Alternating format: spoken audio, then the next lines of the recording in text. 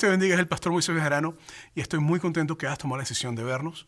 Y vamos a entrar en una serie de 7 semanas a partir de hoy hasta Semana Santa, en la cual vamos a estar nosotros hablando acerca, óyelo, de Apocalipsis descubierto.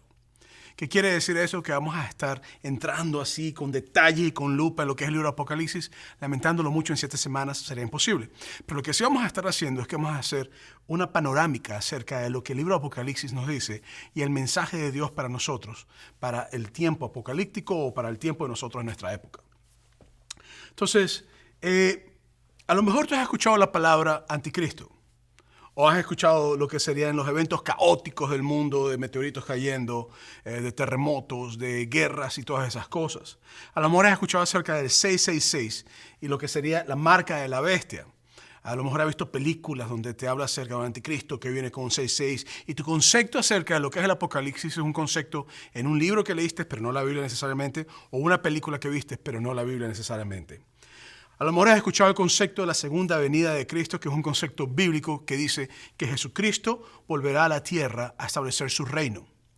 Pero lo interesante es que durante todas las épocas, después del siglo I y aún durante el tiempo que Cristo estuvo aquí con nosotros y murió y resucitó, las personas que conocen el Apocalipsis o que han sido parte de la iglesia, todos sin excepción alguna han pensado que su generación iba a ser la última generación para el fin del sistema del mundo y la venida de Cristo. Y creo que esto es importante que nosotros lo comprendamos, porque cada vez que ocurre un evento mundial, que ocurre una circunstancia donde tiene la promesa quizás de destruir al mundo o de traer una guerra mundial o algo por el estilo, automáticamente los amantes de la interpretación apocalíptica empiezan a ver y a comprender que todo lo que está ocurriendo es la profecía bíblica apocalíptica. Y ahora mismo estamos en una circunstancia con la guerra o con la invasión, mejor dicho, en Ucrania. Y a lo mejor tú estás viéndolo y estás diciendo, eso está relacionado con Israel, está relacionado con Apocalipsis, esto tiene que ver con los tiempos del fin. A lo mejor eres la persona que durante el COVID dijiste, esto tiene que ver con Apocalipsis. Y la vacuna de COVID tiene que ver con el anticristo y con la marca de la bestia. A lo mejor dijiste, no tiene que ver con el anticristo. A lo que me refiero es que la parte difícil cuando leemos el libro de Apocalipsis es comprender, primero que nada, oye muy bien, es qué es literal y qué es simbólico. Lo más difícil de interpretar el libro de Apocalipsis es comprender qué es literal, qué es simbólico, qué es aplicable al primer siglo, qué es aplicable al tiempo del fin y qué es lo que es un sensum plenum, que sería básicamente algo que se aplicó en el pasado, se puede aplicar en el presente y se puede aplicar en el futuro. Entonces, el libro de Apocalipsis, cuando empiezas a leerlo, está lleno literalmente de sucesos, de iglesias, y de cosas que muchos sabemos que eran lugares que estaban en la época del siglo I. Pero también está lleno de los eventos del porvenir, lo que va a ocurrir, lo que la Biblia nos dice que va a pasar. Pero la realidad es que el libro de Apocalipsis, más que un libro de desastre y un libro de destrucción, es un libro de promesas bíblicas.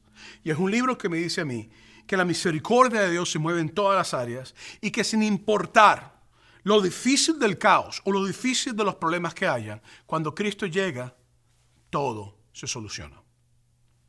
Entonces, me gustaría que leyeras conmigo en Apocalipsis capítulo 1, versículos 1 al 3. Esta revelación Dios se la dio a Jesucristo para que mostrara a sus siervos lo que pronto tiene que suceder. Jesucristo envió a su ángel y se la dio a conocer a su siervo Juan. Y este da fe de todo lo que ha visto. Y la palabra de Dios y el testimonio de Jesucristo, bienaventurado el que lee, los que oyen las palabras de esta profecía y observan lo que en ella está escrito, porque el tiempo está cerca. Entonces, hay varias cosas que me gustaría comenzar mientras entramos en esta serie. Y es que el texto de Apocalipsis comienza diciéndonos que es la revelación de Dios que le da a Jesucristo y que Jesucristo se la da a Juan. Y creo que esto es importante que lo comprendamos. En otras palabras, te está diciendo de antemano que es algo que Dios está descubriendo. Cuando tú hablas de Apocalipsis, una traducción literal de la palabra Apocalipsis es revelar o revelación o descubrir. Algo que estaba cubierto se descubre.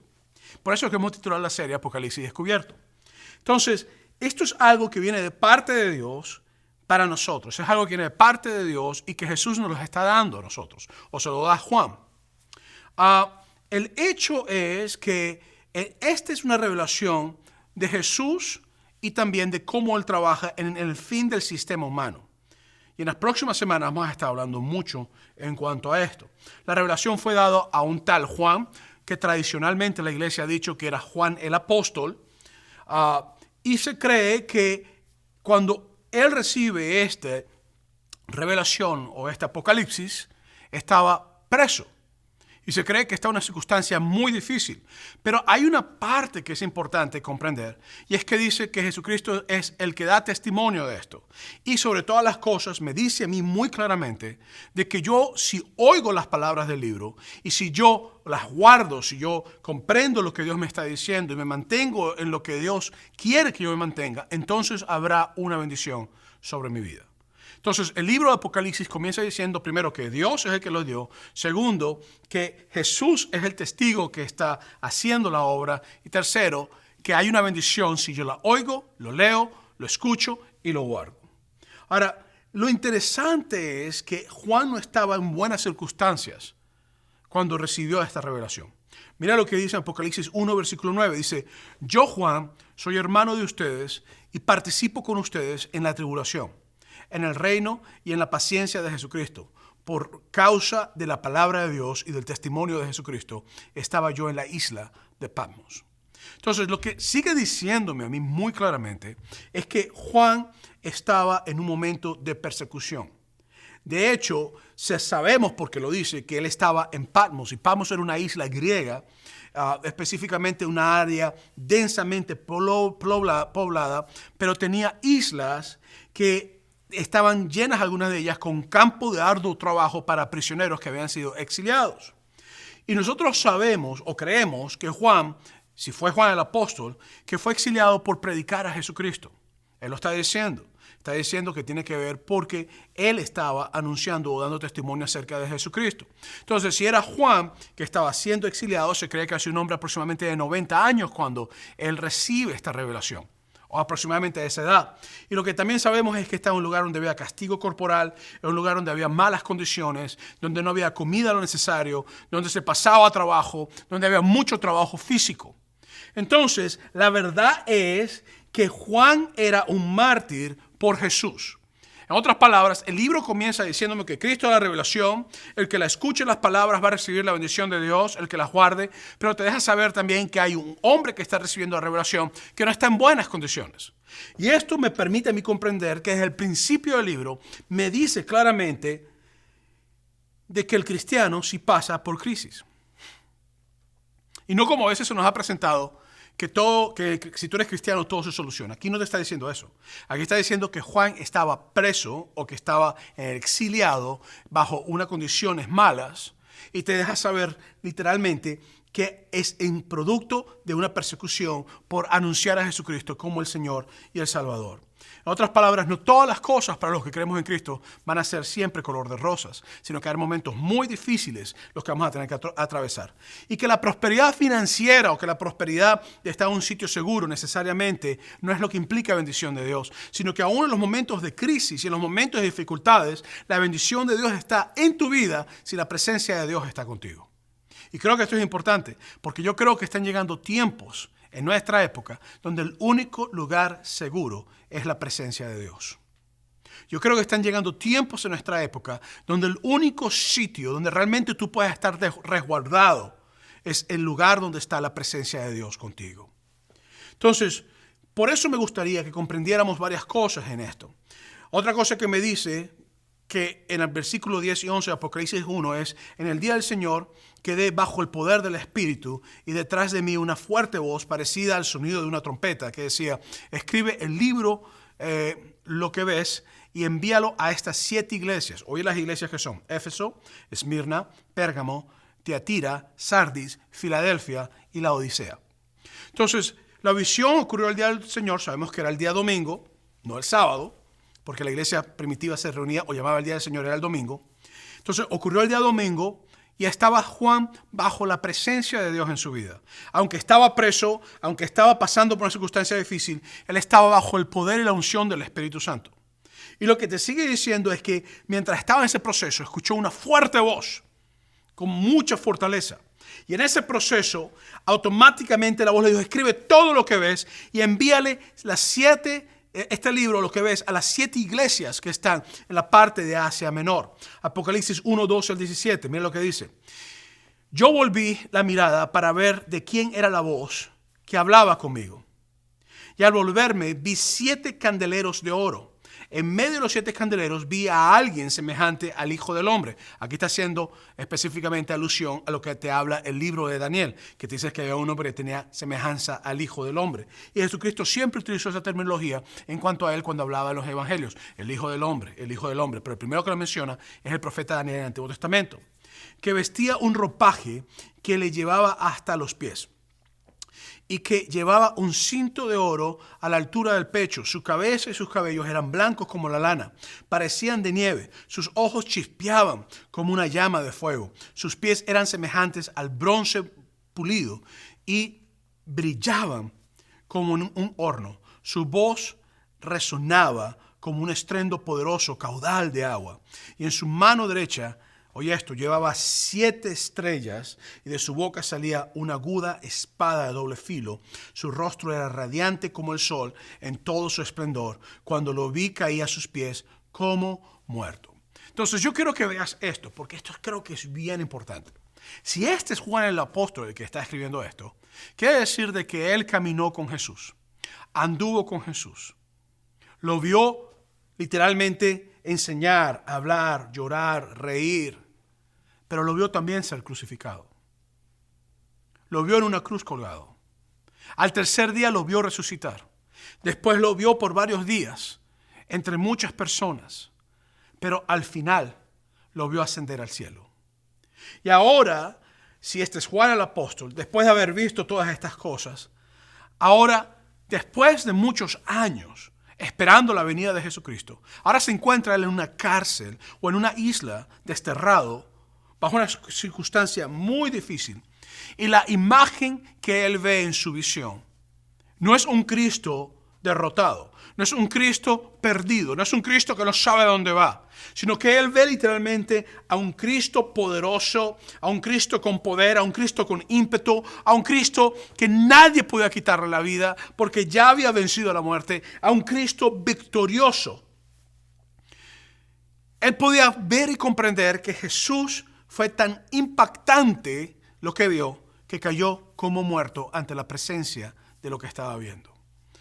Su cuerpo, su ser, no aguantó lo que estaba viendo y cayó como una especie como muerto. Hablaba de los ojos de Jesucristo como de fuego, con majestad, con una espada de doble filo que salía de su boca. Y sabemos que esto tiene con alegoría la palabra de Dios. Por eso que te decía que es simbólico y que es literal. Porque la Biblia te habla acerca de la palabra de Dios como una espada de doble filo que penetra hasta los tuétanos, hasta lo más íntimo del alma y que juzga las cosas. Y por eso es importante que lo comprendamos. Y te habla que brillaba como el sol.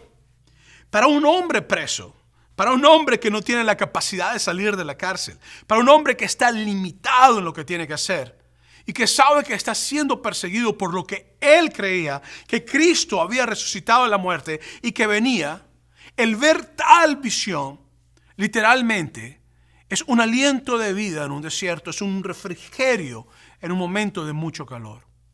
Y creo que esto es importante porque esto lo llena de fe, lo llena de fuerzas, lo llena de esperanza para poder soportar una prueba increíble. Lo que quiere decir que las circunstancias por las que tú estás pasando no deben limitar la gloria de Dios en tu condición.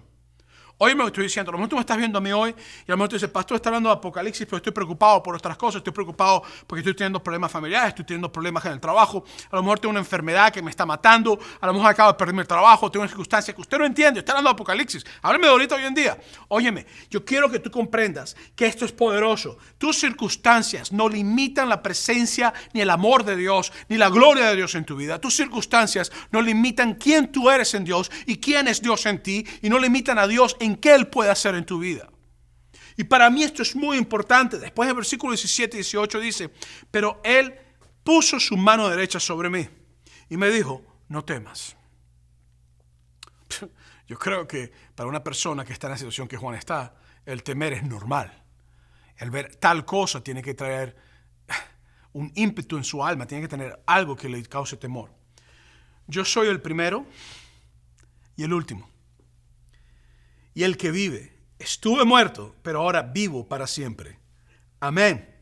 Yo tengo las llaves de la muerte y del infierno. Y aquí es donde entonces Jesucristo le dice a un hombre encarcelado, a un hombre exiliado, a un hombre que está bajo trabajo forzado, que está siendo perseguido por Jesús, le dice: no temas.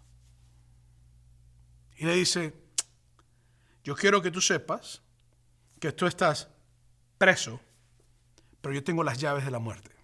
Tú no tendrás la llave de la cárcel en que tú estás. Tú no tendrás las llaves de los problemas que tú estás pasando.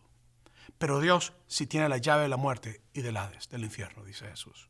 En otras palabras, a las cosas que tú le temes, a la muerte, a las cosas que pueden levantarse contra ti, yo tengo la llave. Yo abro, yo cierro puertas, yo estoy en control de las cosas, yo soy el que puedo dominar y hacer las cosas distintas en tu vida.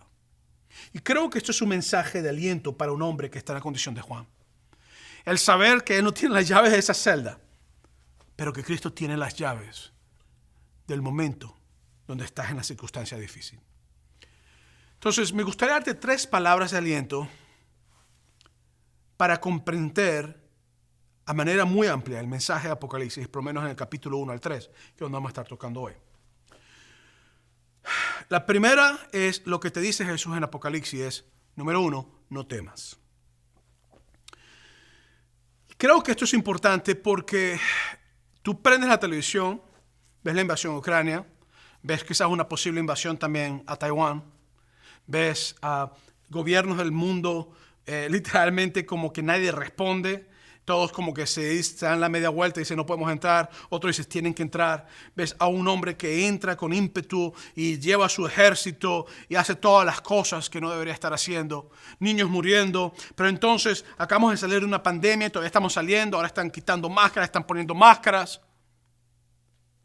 El mercado colapsa totalmente, Wall Street está en una declinada en este momento y tú dices, pero ¿cómo no voy a temer si esto es un desastre por todos lados? Pero ¿cómo no entra esta circunstancia? No puede ser. Bueno, Juan era un hombre anciano también que fue llevado preso, si es Juan el apóstol, por Domiciano, un emperador romano. Y que lo que específicamente lo llevó a estar en esa circunstancia era que él había creído en Cristo y no adoraba al emperador. Es decir, no se rendía, porque hablamos de adoración, hablamos de rendimiento, no se rendía ante las cosas que el sistema le ponía. Y lo interesante está en que mientras adoraba a Cristo, en un momento de sufrimiento, un momento quizás de lágrimas, un momento quizás de dificultad, Jesús le asegura a Juan que en medio de su destierro, en medio de las bombas, en medio de las invasiones, en medio de la crisis económica, en medio de los problemas familiares, en medio de todas las cosas, cuando tú no tienes las llaves de nada, Él te dice, yo estoy aquí, no temas, no te he abandonado, no temas, pase lo que pase, no temas, porque mi mano está contigo, no temas. Y eso es un mensaje poderoso, porque lo que está diciendo es, estuve muerto, y ahora, mira, estoy vivo por los siglos de los siglos. El versículo 18 te lo dice, en otras palabras, yo estoy vivo. La muerte no puede en contra de ti. Yo he vencido, no es más nadie. Y el asunto está en que en medio de todas estas cosas, Jesucristo le dice, yo tengo las llaves de la muerte, yo tengo las llaves del Hades. A lo mejor tú me estás viendo a mí y estás pensando, Dios mío, si hay una guerra mundial, yo voy a tener que ir a pelear, o si hay una cosa, o si esto se acaba, podemos seguir hacia adelante. Porque a lo mejor le tienes miedo a la muerte. Y a lo mejor estás viviendo pensando, yo no me quiero morir. Yo no quiero que las cosas pasen. Y creo que es un temor natural y de humanos. Nadie quiere morir. Especialmente, ¿cómo voy a morir? Y la pregunta quizás más aterradora para muchos es, ¿a dónde voy a ir si muero? ¿Existirá vida después de la muerte? ¿Habrá realmente un infierno? Y si hay un infierno, ¿me voy al infierno? ¿Habrá un cielo realmente donde Dios está? Y si hay un cielo, ¿iré yo al cielo? ¿O simplemente voy a desaparecer cuando me muera? Creo que estas son preguntas que toda persona en algún momento se va a hacer. Y que toda persona en un momento determinado va a empezar a pensar. El asunto es que Jesucristo le dice a Juan, yo soy el que tengo las llaves. Y si tengo las llaves, yo tengo la entrada y tengo también control de la salida. Dios te dice hoy, iglesia, que ante invasiones, rumores de guerras o posibles guerras, que el único lugar seguro para tú estar es su presencia. Te dice que el único lugar no es un ejército que se levante a tu favor, que es la presencia de Dios.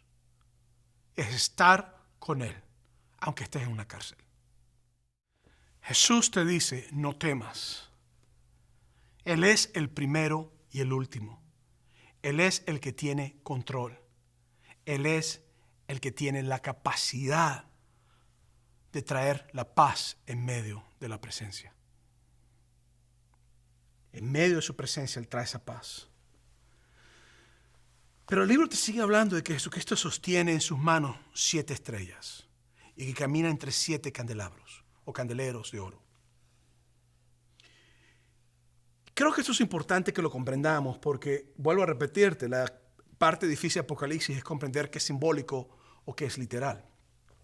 Pero Apocalipsis capítulo 1, versículos 20 dice muy claramente, este es el significado de las 7 estrellas que has visto en mi mano derecha. Y las 7 candeleros de oro. Las 7 estrellas son los 7 ángeles de las iglesias, de las 7 iglesias. Y los 7 candeleros que has visto son las 7 iglesias. Entonces, a mí esto realmente, mira, yo te voy a ser muy honesto. Cada vez que yo leo esto, a mí como que me da escalofrío cada vez que pienso esto. Porque te lo voy a decir muy sencillo. En primer lugar, la palabra ángel aquí en el griego es ángelos. Y la palabra ángelos en el griego es mensajero. Nosotros lo hemos traducido como ángel.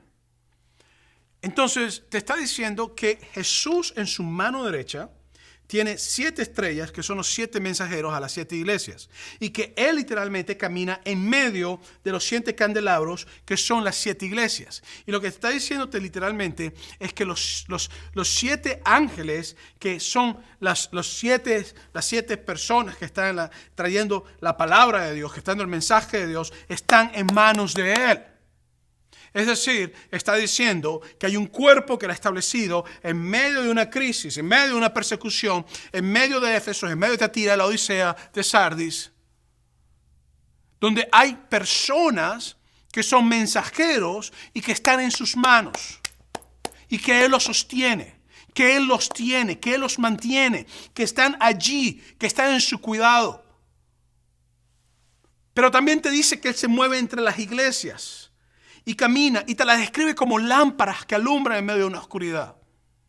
Y te empieza a decir entonces, de una manera interpretativa, que la iglesia de Dios es llamada a ser un instrumento de luz en las tinieblas. Te empieza a decir que los mensajeros de Dios están llamados a estar en sus manos y no salirse de las manos de Dios. Pero te empieza a decir claramente que la iglesia de Dios, sea donde esté, es un instrumento de luz que en medio de cualquier oscuridad va a traer la luz que necesita para brillar en medio del lugar más oscuro. Aunque sea una cárcel, aunque sea en medio de un terremoto, aunque sea una circunstancia buena, aunque sea un momento de prosperidad o un momento de austeridad.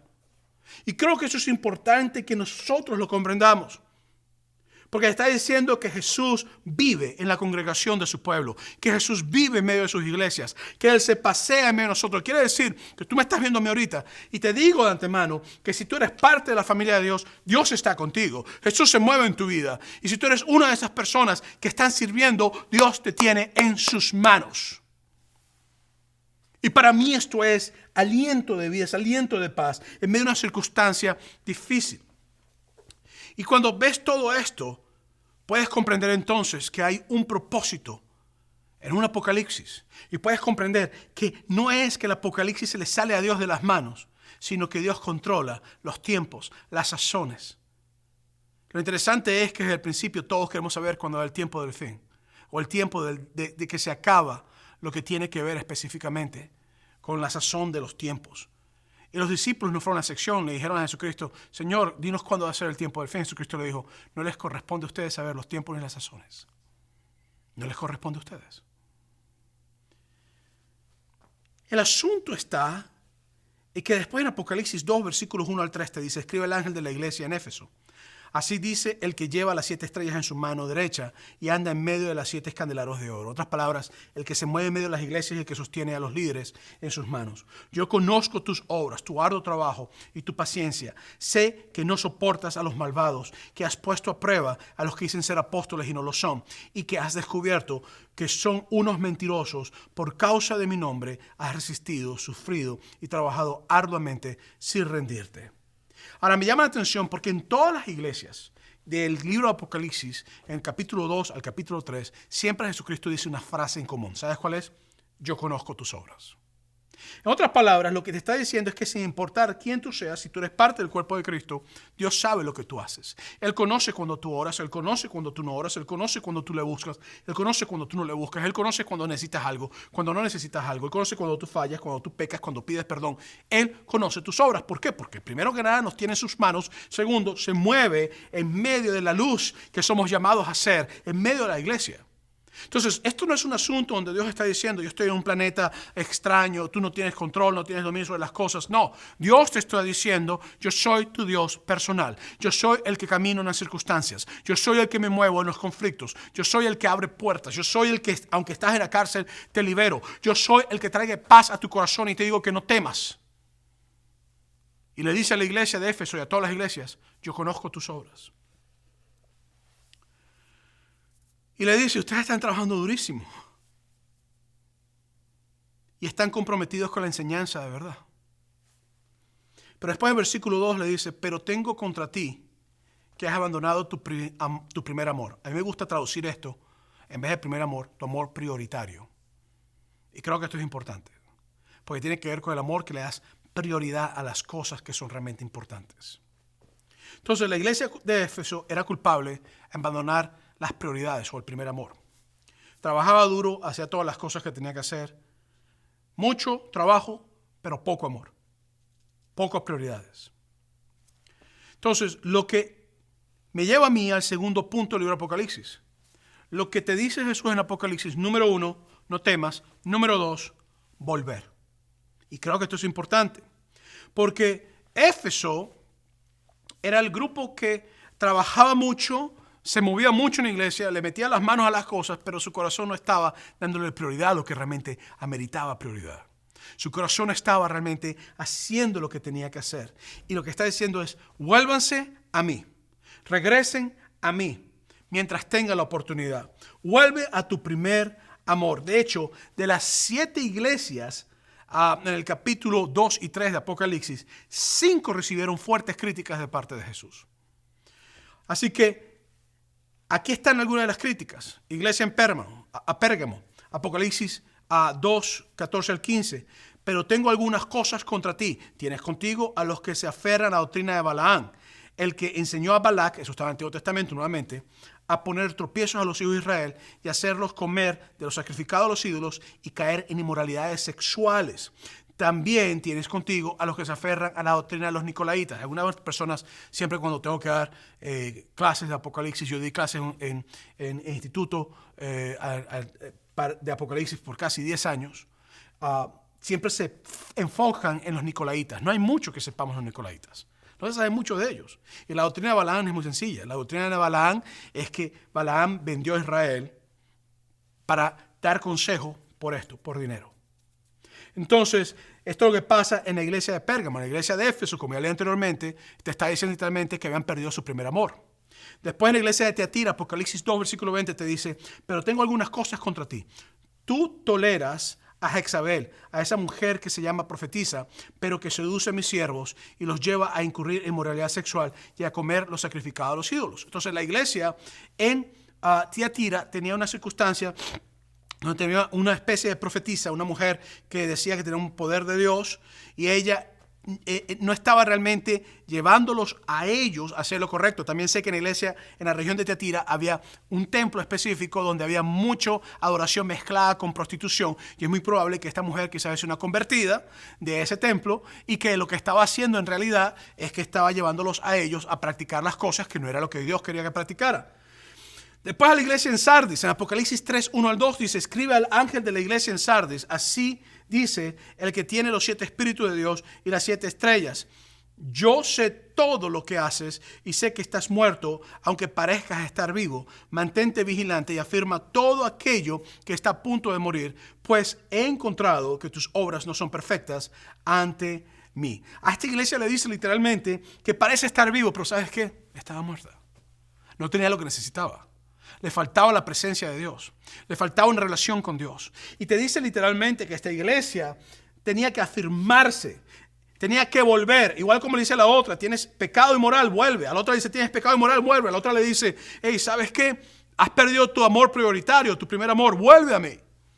Después entonces, a la iglesia de la Odisea, en Apocalipsis 3, 15 al 17, te dice, yo sé lo que haces. Sé que no eres frío ni caliente. Como quisiera que fueras frío o caliente.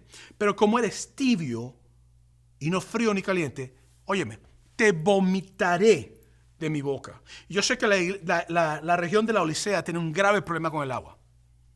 Y el agua que normalmente se conseguía era agua que no estaba buena para tomar. Y cuando tú la tomabas, normalmente producía enfermedad y terminabas vomitando esa agua. Y Dios está diciendo, tú eres igualito como la región que tú estás. De hecho, está en una circunstancia que yo voy a tener que vomitarte. Tú dices, yo soy rico. He llegado a tener muchas riquezas. También sé que era una iglesia o una región donde había mucha plata y era una iglesia que tenía mucho poder adquisitivo. He llegado a tener muchas riquezas. No carezco de nada, pero no sabes que eres, oye, esto es terrible, desventurado, un miserable y que estás pobre, ciego y desnudo. Lo interesante es que estas son las críticas de Jesucristo a algunas de las iglesias. El asunto es que hay varias interpretaciones en cuanto a las 7 iglesias de Apocalipsis. Y una de ellas es que estas iglesias representan 7 temporadas dentro de la historia de la iglesia, hasta el día de la venida de Jesucristo. La realidad es que yo creo que estas iglesias, o la realidad para mí, no estoy diciendo que tienes que creerlo, es que estas iglesias no eran solamente iglesias físicas, literales que estaban en Asia Menor, lo que sería Turquía hoy en día, sino que también, así como era algo que representaba a las iglesias de su época, también te puede representar las diferentes etapas de la iglesia. Porque pareciera ser que muchos han llegado a pensar que la iglesia de la Odisea representa a la iglesia de hoy en día, donde dice que es rica, donde dice que tiene mucho, pero realmente a veces no es ni frío ni caliente, y en realidad lo que es pobre, desventurada y todas esas cosas, representándolo, hablando acerca de la parábola de 10 vírgenes, donde habían 5 que se quedaban dormidas y otras que se mantenían despiertas, que están en la Biblia, en los evangelios. Entonces, la realidad es que la iglesia de Cristo no es un edificio, la iglesia de Cristo somos tú y yo. Somos un cuerpo, un organismo vivo, que nos multiplicamos, que crecemos, pero que estamos cubiertos por la sangre de Cristo. Es decir, Cristo murió por nosotros en la cruz de Calvario y nosotros aceptamos su sacrificio y nosotros sabemos que Él es nuestro Señor. Para Jesús nuestra prioridad es amarlo, es buscarlo, es hacerlo prioridad en nuestras vidas. Y Él dice, vuelve. Es tiempo que vuelvas. No sigas más en lo que estás haciendo. No vivas de inmoralidad sexual. No vivas de mentiras. No vivas actuando como que eres rico, lleno de orgullo. Pero estás muerto espiritualmente. Y te dice, arrepiéntete. Vuelve. Escucha cómo Jesús reitera esto. Lo vas a ver en Éfesos, por lo menos, a la iglesia de los Éfesos, en Apocalipsis capítulo 2 al 5 dice, así que ponte a pensar en que has fallado y arrepiéntete y vuelve a actuar como al principio. Entonces, ese consejo que Jesucristo le da es arrepiéntete. Y cuando hablamos de arrepentirse, estamos hablando de dejar de hacer lo malo que estamos haciendo, tornarnos a la dirección opuesta que digamos que era mala y caminar por el camino que tenemos que ir. Y Cristo le dice a Éfesos, así que ponte a pensar en que has fallado y arrepiéntete y vuelve a actuar como al principio. Después a la iglesia de Pérgamo le dice en Apocalipsis 2:16, así que arrepiéntete. En otras palabras, regrésate por el camino que es correcto y deja ese camino malo. Después a la iglesia en Tiatira le dice claramente en Apocalipsis 2:21-22, dice, le he dado tiempo para que se arrepienta, pero no quiere renunciar a su inmoralidad sexual. En otras palabras, no es que Dios va a castigarte, sino que Dios te da tiempo para no tener que castigar. Por lo tanto, a ella y a los que con ella adulteran, los haré caer en cama. Y si no se arrepienten de sus malas obras, los haré sufrir en gran manera. Y Dios dice, ya hay mucho tiempo pasado, la misericordia está tomando, arrepiéntete, cambia, si no van a haber consecuencias. Después la iglesia de Sardis, en Apocalipsis 3:3 dice, haz memoria de lo que has recibido y oído y ponlo en práctica y arrepiéntete otra vez. En otras palabras, vuélvete o vuelve. Si no te mantienes vigilante, cuando menos lo esperes, vendré sobre ti como un ladrón. Después a la iglesia de la Odisea, en Apocalipsis 3:19 dice, a todos los que amo, yo los reprendo y los castigo, así que muestra tu fervor y arrepiéntete. Entonces, es claro que Apocalipsis te está diciendo. Dice, número uno, no temas. Si estás en la presencia de Dios, no temas, aunque estés en condiciones malas. Número dos, si eres parte del cuerpo de Cristo, o si estás teniendo una vida en el cuerpo de Cristo que no es adecuada, o si no eres parte del cuerpo de Cristo, pero quieres ser parte del cuerpo de Cristo, Él te dice, vuelve, arrepiéntete. Y creo que esto es importante que nosotros lo comprendamos, porque son tres cosas lo que dice Jesús en Apocalipsis. Número uno, no temas. Número dos, volver. Número tres, persevera. En otras palabras, no es solamente que no temas, no es solamente que tienes que volver, es que también tienes que perseverar. Y cuando hablamos de perseverancia, estamos hablando de la capacidad de permanecer firme hacia una dirección correcta, sin importar los obstáculos que se presenten. Significa que ya tú sabes que Cristo ha vencido por ti, porque eso es lo increíble de Apocalipsis. Yo al leer el libro que te habla acerca del final del sistema que hemos creado nosotros en la humanidad y que Satanás también ha metido en mano, me dice ya el final. ¿Sabes cuál es el final? Jesucristo vence. Esto no es una historia donde nosotros no sabemos lo que va a pasar. Esto es una historia donde yo ya sé lo que va a pasar. Jesucristo vence. Jesús vence. Y yo tengo la bendición de saber el final de la historia. Pero mira esto, porque son importantes. Las promesas para los que perseveran. Son promesas increíbles. Mira lo que dice a las iglesias nuevamente. O voy a explicar un poco la promesa, mencionando el texto. A la iglesia de Éfeso, en Apocalipsis 2:7, le habla acerca del árbol de la vida. Lo menciona al principio y al final, lo cual es un símbolo de eternidad con Jesucristo, de inmortalidad con Jesucristo. Y te dice que los que perseveren hasta el fin, esos que venzan, esos que se mantengan fieles, esos que no se doblen sus rodillas, lo que no tienen que doblar, que esos van a comer el fruto del árbol de la vida. En otras palabras, van a poder estar hasta el final con Jesús. Después la iglesia de Esmirna, Apocalipsis 2:10-11, dice básicamente que los que se mantengan fuertes, los que perseveraren nuevamente, recibirán la corona y escaparán de la segunda muerte, es decir, separación eterna de Dios. Oye, este es el resultado de perseverar. Después a la iglesia de Pérgamos, Apocalipsis 2:17 te dice básicamente que Él va a cambiar su nombre, tu nombre, por un nombre que tiene valor, que tiene sentido, un nuevo título, algo nuevo que va a hacer a ti. Y el cambio de nombres era muy común en el Antiguo Testamento y en el Nuevo Testamento. Es decir, significaba que vas a pasar un compromiso con Dios, que vas a estar en una relación con Dios y que tú eres propiedad de Dios, y entonces recibes todos los beneficios de perseverar en Dios. Y es lo mismo cuando te mantienes en perseverancia, cuando te mantienes fuerza. Después a la iglesia de Tiatira, en Apocalipsis 2:20, dice, si perseveramos, en otras palabras te va a entender, que nosotros vamos a ser coherederos y reinaremos con Cristo cuando establezca su reino en la tierra. Después a la iglesia de Sardes, en Apocalipsis 3:5-6, te dice de que ensuciarse la ropa es una metáfora de ensuciar el testimonio. Pero que aquellos que no doblen sus rodillas y no cedan, estarán escritos en el libro de Jesús, es decir, en el libro de la vida. Y lo que está diciendo es que como no se avergonzaron de Jesús, Él reconocerá o reconoce su fidelidad para con ellos.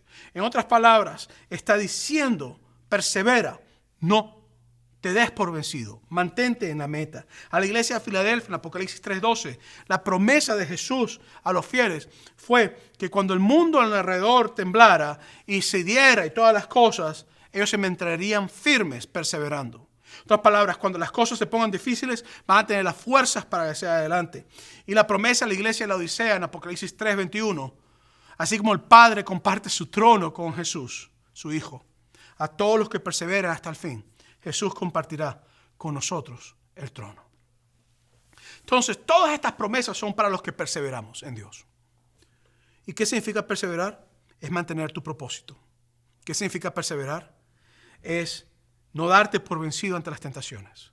¿Qué significa perseverar? Si fallaste, pedir perdón, ir hacia adelante y cambiar la dirección que estás llevando. ¿Qué significa perseverar? Comprender tu llamado, vivir por tu llamado, andar en tu llamado. ¿Qué significa perseverar? Rendirte ante Dios, pero no ante el pecado. ¿Qué significa perseverar? Seguir hacia la meta. Por eso es que en Hebreos capítulo 12, versículos 1 al 3, esto es lo que te dice. Por lo tanto, también nosotros, que tenemos tan grande nube de testigos a nuestro alrededor, liberemos de todo peso y del pecado que nos hacía y corramos con paciencia la carrera que tenemos por delante. Fijemos la mirada en Jesús, el autor y consumador de la fe, quien por el gozo que le esperaba sufrió la cruz y menospreció el oprobio y se sentó a la derecha del trono de Dios. Por lo tanto, consideren aquel que sufrió tanta contradicción de parte de los pecadores, para que no se cansen ni se desmayen. En otras palabras, te está diciendo que Jesucristo venció ya, que Él perseveró hasta la muerte, que Él venció el pecado. Y te está diciendo que Jesucristo te da a ti la salida, me da a mí la salida de nosotros poder perseverar, de poder vencer. ¿Sabes por qué? Porque lo que Él te dice en Apocalipsis es: número 1, no temas. Número 2, vuelve, regresa, no sigas en pecado, arrepiéntete, cambia la dirección. 3, persevera, llega hasta la meta. No te rindas. No permita que los obstáculos se hagan muy fuertes para ti. Y por eso es que me encanta la declaración que Jesucristo hace a la iglesia de la Odisea, a la iglesia que se había literalmente convertido en algo que Él quería vomitar. En el versículo 20 del capítulo 3 dice: mira, ya estoy a la puerta y llamo. Toca la puerta. Si alguno oye mi voz y abre la puerta, ¿estás listo? Yo entraré en su casa y cenaré con él, y él cenará conmigo. Esto no es un asunto de que Dios quiere destruir al mundo o quiere destruirnos a nosotros. Es un asunto de que Dios quiere cenar con nosotros. Dios quiere compartir intimidad con nosotros. Él quiere estar en una mesa. Él quiere hablar con nosotros. Él quiere tratarnos como un padre trata a un hijo o una hija que ama. Él quiere que yo sepa y que yo comprenda muy claramente que si yo oigo su voz y Él abre y abro la puerta, entonces Él entrará a mi casa y yo me podré sentar a comer con aquel que es el primero y el último, el alfa y la omega, el principio y el fin, el que venció la muerte, el que tiene las llaves del infierno, el que tiene las llaves de la muerte, aquel que tiene ojos como de fuego, que tiene pelo brillante, que tiene un rostro, que tiene todas las cosas. Eso es lo que me está diciendo. Por eso te digo hoy, no temas. Hoy te digo, vuelve a Cristo. Y hoy te digo, persevera en Jesús. Jesucristo dijo en Mateo 24, 27, porque la venida del Hijo del Hombre será como relámpago que sale del oriente y puede verse hasta el occidente. Algo está seguro, y es que Cristo viene nuevamente. Algo está seguro, y es que Él va a venir y te dice como un relámpago. Eso es rápido. Si hay algo que la iglesia tiene que saber, y si tú no eres parte de la iglesia, tienes que saber también, es que hay una promesa de que aquel que fue crucificado en la cruz del Calvario, que resucitó de la muerte, y aquel que vieron ascender al cielo, también regresará a establecer su reino en esta tierra, y que Él viene pronto, y que Cristo no está muerto, que Él ha vencido, y sin importar la persecución, las circunstancias que estás pasando, que Él te tiene en sus manos, porque Él nos tiene a las estrellas en sus manos. Y cuando me refiero a estrellas, aquellos que servimos y trabajamos para Él, y no estamos hablando de estrellas como de Hollywood, sino estrellas que están en sus manos, que Él las cuida, y que Él se mueve en los candelabros, en las iglesias, y que Cristo se mueve, su presencia en medio de nosotros. ¡Qué mensaje tan hermoso! No temas, vuélvete a Jesús y persevera en Cristo. Es el mensaje que te quiero dar en esta tarde o en este día que nos estás viendo. Si tú no conoces a Jesús como tu Salvador, me encantaría invitarte a que recibas a aquel que te dice que Él es tu fortaleza en medio de tu miedo, aquel que te perdona cuando te arrepientes y aquel que te da la fuerza para perseverar. Te invito a que ores conmigo esta oración sencilla. Señor Jesús, yo te recibo como mi Salvador. Perdona mis pecados, perdona mis fallas. Hoy acepto que tú eres el Rey y te invito en mi corazón para que comas conmigo, para que vivas conmigo. Si tú eres cristiano y estás lleno de temor pensando en que hay una circunstancia apocalíptica y todas esas cosas que puede hacer, te invito hoy a que no temas, que si tienes que cambiar algo lo cambies, vuelve a Él y que perseveres hasta el fin y recibirás la bendición de Dios en tu vida.